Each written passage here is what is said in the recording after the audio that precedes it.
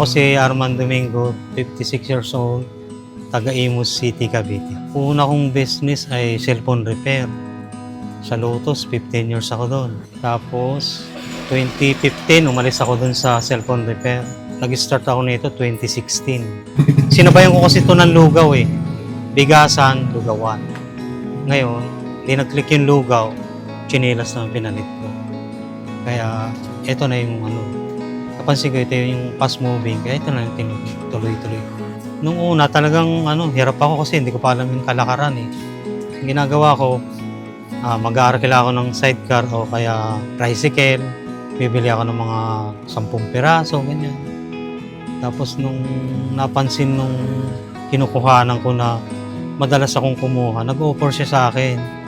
Sabi niya, kung gusto mo, para hindi ka palaging pumupunta rito, pautahan kita ng 30K para deliveran na lang kita doon, para hindi ka naman hakot ng hakot dito. Tapos sinabi rin sa akin nung sekretary niya, okay na si boss sa'yo kuya, kahit anong halaga yung kukunin mo. Okay lang, kung gusto mo isang bulto, sabi niya sa akin, basta bayaran mo kung hindi 2 weeks. Hanggang sa awa ng Diyos, na-maintain ko naman yun. Nung pandemya, pero medyo kinabahan ako nun kasi iniisip ko, hihina dahil walang lalabas na tao. Pero nung sinabi nilang bukas naman ang bigasan, tuloy-tuloy pa rin kami. Tapos nagulat ako, imbis na humina, lumakas naman. Doon nakilala to. Doon nag-umpisa eh. Kasi dati naman nung hindi pa pandemya, kunti lang display ko eh, mga 15 lang, 10 ganyan. Ngayon umabot na ng mga 50 na klase yung dinidisplay ko ngayon. Kasi lumakas siya nung pandemya.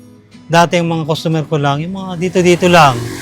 Nung nagpandemya hanggang doon sa Rigata, sa malalayong subdivision, na-discover na nila ito. Ngayon, hanggang ngayon, dito pa rin sila bumibili, kahit malayo, awa ng Diyos. Sa umaga, pagkagising ko ng mga bago mag-alas 6, gising na ako.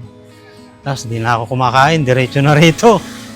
Pagkatapos dito, pagkabukas ko, mga alas 9 lang ako kakain. Tapos pagdating ng tanghali, darating naman yung anak ko, sila naman ang magbabantay sa hapon. Tapos, kinabukasan na ulit ako babalik. May mga experience ako na, minsan may nagsasabi sa akin na, 500 yung binigay kong pera sa'yo, kuya. Bakit sinasabi mo 20? Kasi binalik ko kasi. Sabi ko, boss, kulang yung pera mo eh. Ha? 500 yung nabot ko sa'yo eh, sabi sa akin. Sabi ko, para tignan natin CCTV. Yun, tinignan namin, tapos sinom namin yung pagkaabot niya. Tapos baka naiwan ko sa bahay, kuya, pasensya ka na. Yun, kaya sa bumalik. Nung wala akong CCTV, minsan, nagbibigyan ko na lang kasi yun naman mga nauna nung kasi maliliit lang na halaga. Kaya napilitan ako. Sabi sa akin din naman ng isang customer ko, kuya, magpakabit ka kasi. Ang pinagpapasalamat ko sa Diyos, lumakas yung aking business. Nakaipon din ako kahit paano. Ang anak ko 5, 2 yung awa ng Diyos, nakagraduate na. Tapos tong taon na to, graduate na rin yung isa. Kaya okay na ngayon, kahit paano. Natutustusan ko yung mga anak ko, pati yung mga kailangan nila. Tapos, kabili na rin ako ng bahay. Awa ng Diyos. Mas maganda kaysa sa cellphone repair dati. Kasi pangunahing kailangan ng tao na sa araw-araw itong bigas eh.